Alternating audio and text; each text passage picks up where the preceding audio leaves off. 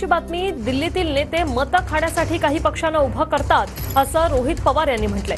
तिसऱ्या आघाडीवरून मतं खाण्याची भाजपची रणनीती असल्याचं रोहित पवार म्हणाले। तर दादांच्या भूमिकेवरून वाटतं ते तिसरी आघाडी करतील असं रोहित पवारांचं म्हणणं आहे। तिसऱ्या आघाडीत मनसे देखील असू शकते असं रोहित पवारांनी म्हटलंय।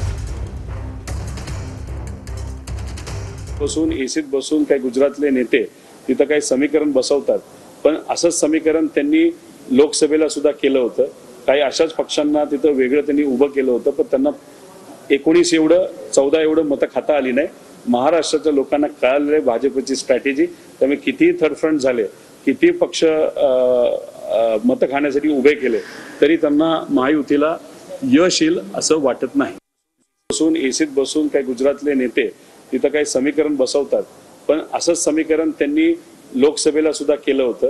काही अशाच पक्षांना तिथं वेगळं त्यांनी उभं केलं होतं, पण त्यांना 19 एवढं 14 एवढं मतं खाता आली नाही।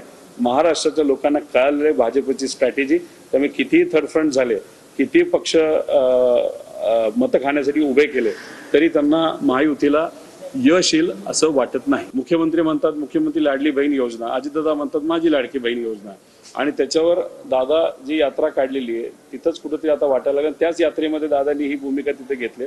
त्यामुळे असं आपल्याला नक्कीच म्हणता येईल की थर्ड फ्रंट जो तिथं निर्माण केला जाईल त्याच्यामध्ये कदाचित मनसे सुद्धा येऊ शकते, त्याच्यामध्ये अजून काही इतर पक्ष आहेत ते तिथे येतील आणि मग एकत्रित ते थर्ड फ्रंट करतील आणि त्यांचं काम फक्त एकच असेल, सुपारी घेऊन महाविकास आघाडीची मतं खायची।